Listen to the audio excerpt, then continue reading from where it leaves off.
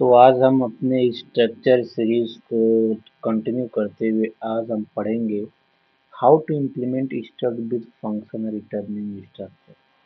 मतलब स्ट्रक्चर के कंसेप्ट को फंक्शन के रेफरेंस में कैसे इम्प्लीमेंट करते हैं। इसको हम देख लेते हैं।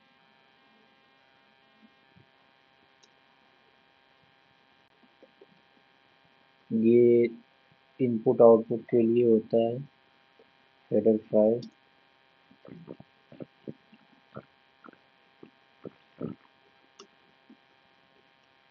ये शॉर्टकट के लिए होता है। उसके बाद फिर हम एक स्ट्रक्ट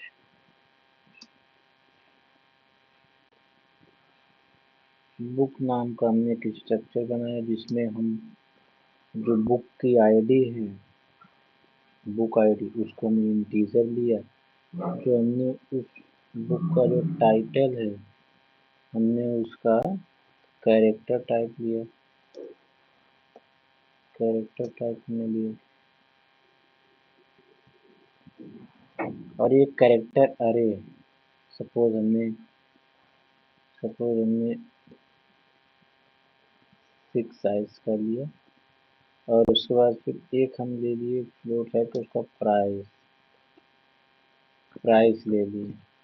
ये हमने स्ट्रक्चर हमने बना दिया। उसके बाद फिर हम मेन फंक्शन बना लेते हैं। मेन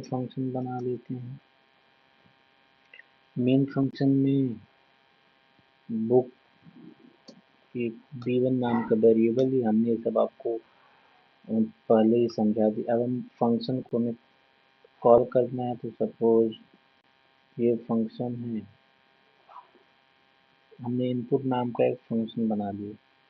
अब हमने इस फंक्शन को कॉल किया तो फंक्शन को हमें डिक्लेयर भी तो करना होगा। तो यहाँ पे जो हमारा डेटा टाइप होगा बुक, यहाँ पे एक चीज़ सीखने वाली है कि जैसे जब हम कोई फंक्शन हम बनाते थे या फंक्शन डिक्लेयर करते थे तो वो या तो वाइड वाइड टाइप का होता था या फिर होता था वो इन टाइप का।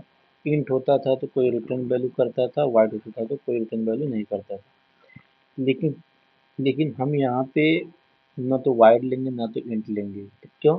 क्योंकि हमने यहाँ पे स्ट्रक्चर बनाया है और हम स्ट्रक्चर में जो बुक है, अब इस नेम का जो आपका डेटा टाइप होगा, अब ये कंसिडर किया जाएगा। वो ना तो आपका इंटीजर होगा ना आपका वाइड टाइप होगा।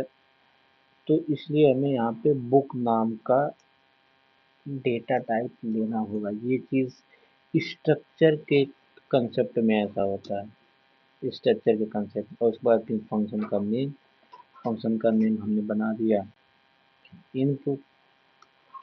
अब सेम जो हमें इसमें काम करना है, सपोज बुक हमने लिया और बी नाम का वेरिएबल लिया। उसके बाद फिर हम इसको प्रिंट कर दिए कि इंट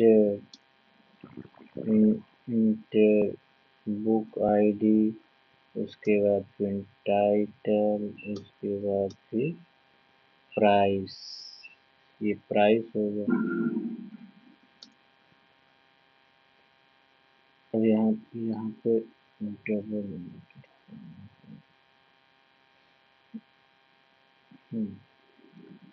उसके बाद फिर हमने देखा कि इनपुट कैसे लेते हैं। तो क्या होगा आपका आपका क्या होगा, जो हमने यहाँ पे ये वेरिएबल लिया बी, तो बी डॉट हमें चाहिए बुक आईडी, हमें चाहिए बुक आईडी, तो ये हमने ली। उसके बाद फिर हमें चाहिए टाइटल, तो बी डॉट टाइटल। उसके बाद फिर हमें चाहिए प्राइस का प्राइस और प्राइस। उसके बाद फिर हम रिटर्न कर देते हैं, हमें बी की वैल्यू रिटर्न करनी है तो ठीक है, बी की वैल्यू हमें रिटर्न कर देते हैं।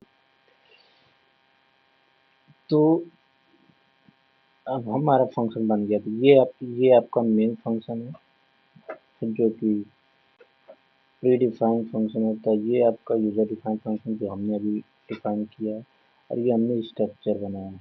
इस स्ट्रक्चर में हमने 3 एट्रीब्यूट्स को लिए हैं, एक बुक आईडी लिया है, एक टाइटल लिया है, हमने ये बुक का प्राइस लिया है। और बाय डिफ़ॉल्ट जब आप स्ट्रक्चर बनाते हो तो उसका डेटा टाइप जो होगा वो अब बुक होगा, इसलिए हमने यहाँ पे जब फंक्शन को डिक्लेयर करते हुए हमने यहाँ पे बुक लिया है, और ये फंक्शन का नेम, और बाकी सेम जो फंक्शन के अंदर जो सारे फंक्शन बनाते हैं सेम ऐसे। और हम इसको रन करते हैं तो यहाँ पे एक एरर आ रही है। एरर, ये बल्कि एरर नहीं है, ये जो कंपाइल या जो आपका जो कंपाइलर है ये समझ नहीं पा रहा है कि ये जो आपका इनपुट फंक्शन है ये कहाँ से आ गया। तो इसका मतलब ये, अगर जो हमने फंक्शन डिक्लेयर किया है इसे हमें मेन फंक्शन के पहले डिक्लेयर करना पड़ेगा, कि जब वो ऊपर से रीड करता हुआ आएगा तो फिर ये समझ जाएगा कि हाँ एक ये इनपुट नाम का फंक्शन बनाया गया। अब ये फंक्शन बिल्कुल सही है। हमने जो नीचे फंक्शन को डिक्लेयर किया, हमने किया था उसे हमने ऊपर कर दिया, कि जब वो ऊपर से रीड करते हुए आएगा तो यहाँ पे समझ जाएगा कि हाँ यहाँ पे एक फंक्शन डिक्लेयर है। तो फिर जैसे मेन फंक्शन में ये इनपुट फंक्शन पे तो कॉल होगा, वो समझ जाएगा कि हाँ ये फंक्शन ऊपर बना हुआ है। अब इसमें एरर कोई नहीं है, अब ये आपका कोड रन होगा। बिल्कुल, inter inter book I D title, तो बुक आई डी हमने मान लो 4 लिया, हमने मान लो अभिषेक नाम की हमने बुक लिया। उसके बाद फिर हमने प्राइस किया सपोज कि 80 तो हमने 100 ले लिया। ये आपका जो प्रोग्राम है ये पूरी तरीके से चल गया। तो हमारा यहाँ पे जो बेसिक जो पर्पस था कि स्ट्रक्चर को फंक्शन के साथ कैसे इम्प्लीमेंट करते हैं। अभी हम बहुत हार्ड एंड फास्ट कोड पे नहीं जा रहे हैं कि बहुत हार्ड कोई या कुछ रियल बेस्ड एप्लीकेशन कुछ डेवलप कर रहे हैं या कुछ बहुत बड़े बड़े कोड ले रहे हैं। अभी हम आपको बेसिक कंसेप्ट सिखा रहे हैं, इसलिए हम इतना ही से आज डिलीवर किया। तो थैंक यू।